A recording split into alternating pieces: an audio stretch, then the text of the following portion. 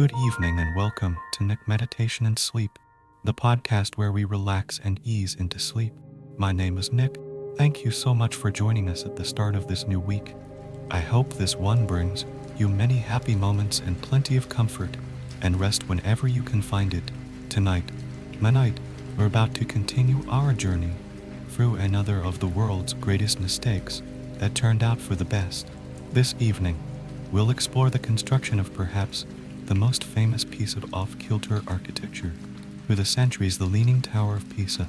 It's a place I've been lucky enough to visit myself, and the sight of the Leaning Tower truly brings quite a sense of majestic uniqueness. So I hope tonight's story will convey that too. It's time to leave the day behind, to settle in and transition to a more restful state of body and mind. To do that, start with a nice deep breath, breathing in through the nose, filling your lungs with air, and slowly exhaling through your nose or mouth, sensing the relaxation that the release of air brings. Whatever happened today, you are welcome to leave it behind. The positive moments and any achievements you made can be acknowledged with gratitude and appreciation. The same goes for the challenging moments that tested you or perhaps made you feel a little uncomfortable at the time. Allow yourself to acknowledge those moments with gratitude and appreciation also. As human beings, we never stop learning hand evolving. Even the very subtle moments can help us develop and grow. So, as you calmly leave this day behind, reassure yourself that you are another day wiser and another day stronger than before. You deserve to rest and start afresh tomorrow. When you wake up in the morning, you may remember listening to me now before drifting into a peaceful sleep. And if so, see if you can take that spirit of gratitude and appreciation with you as you go about your day. With kindness, goodwill, and a level of acceptance for whatever comes your way. You will spread positivity through the world, and you will handle the challenging moments with a more profound understanding that they are there to help you develop and grow. In much the same vein as last week's great mistake, tonight's story will show us once more that you never quite know when moments of misfortune could lead to a life-changing outcome. So, let's begin our story by turning back the clocks of time as we head to a picturesque Italian city located on a majestic river. Pisa is a historic city located in central Italy along the banks of the river Arno. It's a picturesque setting, and the city itself boasts some mix of classical and modern styles. Visitors are quick to note its air of mystery and magic. Along with its old-world charm, it's an enchanting place, and the location has a rich history of inhabitation dating as far back as the 5th century BCE. Situated within the region of Tuscany, not far from the lake region on Italy's west coast, its architecture bears all the hallmarks of that famous Tuscan design. Typically, Nebiti homes include tile floors sprinkled with patterns and mosaics, with alcove and high vaulted ceilings lined with wooden beams. Walls are generally hand-painted in earthy shades reminiscent of the sun and the great rolling hills visible along the horizon. Furnishings and decor seem to bring the best of the outdoors indoors, and the result is nothing if not welcoming. The same warmth and character are visible on the outside as well. In fact, a city is crowded with tall buildings of limestone and travertine, painted various shades of beige, orange, ochre, brown, and yellow. Gardens, trellises, and potted plants add color and life amongst the cobbled driveways and smooth stone streets. Even the window shutters throughout the city display cheerful hues of grassy green. It's also a city of wrought gates and balconies, patios, and fountains, with no fewer than 20 historic churches and several medieval palaces. Of course, and Pisa, none are as well known as the Leaning Tower and surrounding cathedral complex. It's easy to see why amidst a sea of terracotta roofs, one cannot help but be drawn to this patch of white marble elegance and the tower that currently tilts at an angle of just under 4 degrees. For all its beauty, it's interesting that this wonderful city should perhaps be best known for a single historical mishap. Standing atop a square of brilliant, tempered green grass, the tower is a cylinder encircled by row upon row of elegant white pillars stretching upwards towards the sky. the uppermost story narrows, revealing large, arched windows adorned with huge bronze bells. At its very top, a red and white flag of Pisa blows in the breeze, and the breeze displaying the Pisan cross, a coat of arms dating back to the 11th century. Needless to say, when work began in 1173, it certainly wasn't anyone's intention to build it at such a precarious angle. Quite the contrary. In fact, Italian architect Buonanno Pisano designed the building to be a 180-foot freestanding bell tower.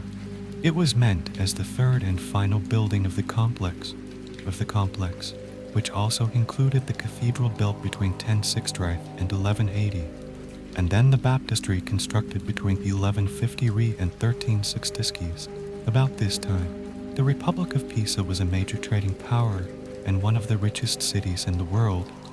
These striking buildings were to signify the wealth and prosperity of the town, as much as they were to be places of worship.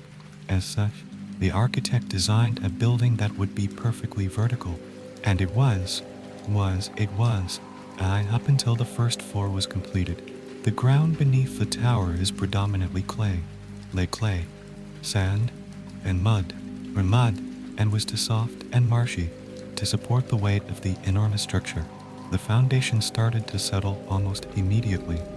Imagine the reactions as Pisano and his team realized that this masterpiece of marble craftsmanship had begun to sink into the ground.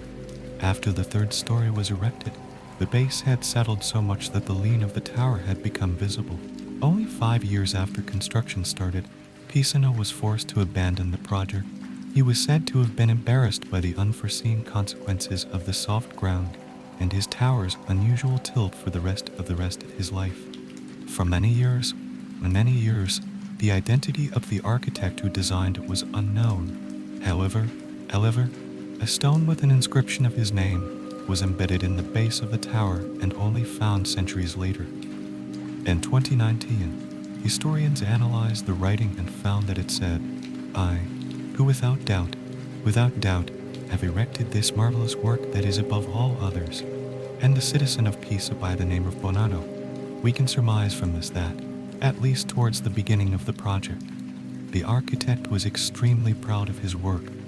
With the tower sinking and abandoned throughout his lifetime, Buonanno never had the chance to know how famous his leaning tower would eventually become. It wasn't for many years that construction would begin again, as the Republic of Pisa was continually preoccupied with war against other city-states. If it weren't for this lengthy distraction, though, experts believe that the tower almost certainly would have fallen. However, the gap of time between construction periods offered an opportunity for the underlying foundation to settle into place. A silver lining on what undoubtedly felt like a cloud at the time. Over the years that followed, many able architects would oversee the tower's continued construction, along with teams of highly skilled workers who cased the structure from a wealth of stone and fine marble. In 1270, under the leadership of Giovanni di Simone, an attempt was made to compensate for the slant. The new levels were made a little bit taller on the sinking side, resulting in a slightly curved appearance. However, rather than helping with the wobbly foundation, the weight of the new additions just made the tower sink even more. After a number of pauses for varying lengths of time, construction of the tower was finally completed in the 14th century. The 7th floor was finished in 1319, and the bell chamber above in 1370. Although the tower was technically done being built, it still suffered from its famous lean, which is why this is far from the end of the tower's construction story. In the centuries that followed, numerous attempts were made to fix it, some more successful than others. In 1930, engineers drilled holes into the foundation of the tower and poured in 200 tons of concrete in the hopes that this would solidify the base and reverse the building's tilt. However, the concrete actually worsened the lean, causing the tower to lurch a few inches further southwards. Many experts continue to be puzzled as to how this iconic building remained standing rather than toppling over. Luckily, it didn't, though there was enough concern about the possibility that the heavy bells were locked into place in the 1950s In the 1950s, engineers feared that swinging them back and forth to ring them might trigger collapse. Worry grew over time, and in 1960s, the Italian government asked for suggestions from around the world as to how it might save the tower for imminent collapse. Sadly, the renovations that followed in the 1960s and 80s failed to effectively stabilize the leaning tower. Following the collapse of an 11th century tower in the city of Pavia in 1989, the government decided to close the tower's doors in 1990, fearing for public safety. By then, the building had a tilt of 5.5 degrees and was continuing to subside at a rate of 12 millimeters per year. The closure of the building afforded the opportunity for further supportive efforts, including those that were at last more fruitful than prior attempts. The heavy medieval bells were temporarily removed, being that the largest bell alone weighed 600 kilograms, nearly 80 pounds. This relieved the tower of a substantial amount of weight. Steel cables were then cinched around the third floor of the tower and anchored a few hundred meters away. Engineers then used a siphon to remove 30 cubic meters of earth, 2 scales at a time, from the tower's foundations on the raised side. Lead counterweights were also added to the base of the tower's northern side in the hopes of slowing down its southward lean. Altogether, this helped reduce the tilt by about 17 inches, restoring the bell tower to the position it was measured at in 1830. Between 2001 and 2008, the tower continued to straighten itself for a grand total of 19 inches. Even so, the tower currently leans at a 4-degree angle. One can't help but think that the Pisa di Miracoli, Miracle Square, is the perfect home for such a building. It's hard to imagine a structure more majestic than the leaning tower, especially given that it survived for strong earthquakes and sweltering heat. Experts were so perplexed by its ability to defy these earth-shaking events that in recent years they sought to investigate this very phenomenon. They discovered that the softness of the soil and the stiffness of the tower worked together to prevent it from resonating with ground motion. This coins the term dynamic oil-structure interaction. Simply put, the very same ground that had caused centuries of instability is also what protects it from the threat of an earthquake. Since 2001, the leaning tower has once again been opened to the public, with assurances from engineers that it will remain stable and safe for at least another 200 years. After that, there will undoubtedly be further efforts to support and stabilize it, though we should note that the government no longer seeks to straighten it completely. It is, after all, the very thing that attracts sightseers from around the world. 5 million tourists on average flock to Pisa each and every year to see the incredible leaning tower, many of them posing beside it for a classic photo, creating the optical illusion that they alone are holding it up. But one can only wonder what Bonanno Pisano would have thought about that. Perhaps he would have been proud that his creation is so beloved centuries later. Let's follow in the footsteps of these visitors now, using our imagination to see the perfectly cylindrical tower of white marble slanted to one side. It shines a radiant shade of white under the glow of morning sunlight and offers an eye-catching contrast to the manicured green lawns that surround it. It's easy to appreciate such a unique mark upon the landscape, and it's interesting that it should be known more for its imperfection than its beauty, even though the latter is what strikes you now as you gaze up at it. Like the cathedral and baptistry beside it, the tower is of Romanesque architectural design. It's not like a wedding cake, with smooth, sturdy columns and thick marble walls. Moving towards the entrance, you see a grand wooden door embellished with rectangular panels. It's between the smooth pillars below a decorative strip of stars and other shapes in rose and gray marble. So wander inside. Your arms brush past smooth stone that feels cool against your skin. You take a moment to look up towards the top of the tower. The ceiling is obscured, both because of distance and the glare of daylight. You see it now as a shining white light at the end of a long vertical tunnel.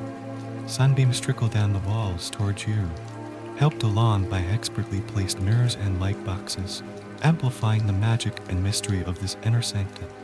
walking towards a staircase. It commemorates the experiments of Galileo Galilei, who is often referred to as the founder of modern physics. It can't be said for sure whether or not these experiments ever really took place here, as the only record is an account written by one of his students published many years later. The student said that Galileo used the tower between 1589 and 1589 Shane, and purportedly, he carried a cannonball and a musket ball to the top and dropped them over the side in order to study the relationship between the duration of the fall and the object's masses. These experiments would help to inspire Galileo's law of free fall, as it was later known. As you climb the spiral staircase, you find yourself intuitively placing a hand on the cool limestone wall beside you. Bright round lights run along the ceiling above you, shining like stars in a dim evening sky. The interior of the tower feels almost as though it's held in perpetual twilight, and the occasional windows are the only reminder that it's actually midday outside. The building is still and peaceful, its silence punctuated only by the sound of your own footsteps on stone. There are 2 staircases inside the tower, and you've unwittingly chosen the longer of them. That means you'll be walking up 1009 steps instead of 2009. Like much of this tower, the 2 sides are slightly different. There's a sense of anticipation as you walk. Although you know the tower is absolutely safe, the way the building tilts tricks your senses into thinking otherwise. It's like the thrill of a roller coaster ride, albeit a great deal more subdued. After a while,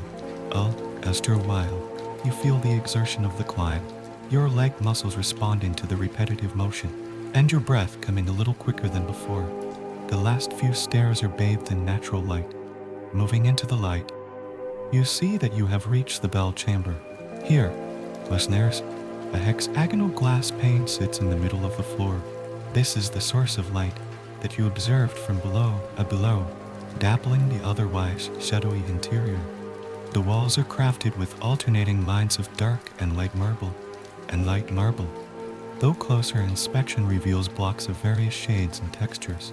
The roofless chamber is bright and airy, and rays of sunlight dance through open arched windows, forming patterns on the marble walls and floor tiles. In the center of these arches hang the bells, the largest 4 and the widest for level openings, and the smaller 3 a little higher up. Every bell is unique in size and name, as each one corresponds to a different note on the musical scale, though they remain locked in place.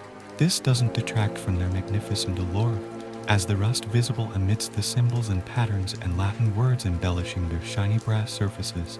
In fact, one might say that it adds to the otherworldly quality they seem to have about them. Modern magic, in the form of timed electromagnetic hammers, allows these medieval bells to still ring out every hour. The hammers hit the bells, producing a chorus of angelic ringing without any of the swinging or swaying that might threaten the tower's stability. It's an exquisite sound, heard all throughout the Pisa and beyond. From your vantage point, you can see both the square and the city beyond the bells. Moving towards one of the open archways, you carefully lean out against the railings, enjoying the scene in its full panoramic glory. In front of you stands the vast Romanesque cathedral, its spire reaching towards the sky, and just beyond it, the brilliant white dome of the baptistry.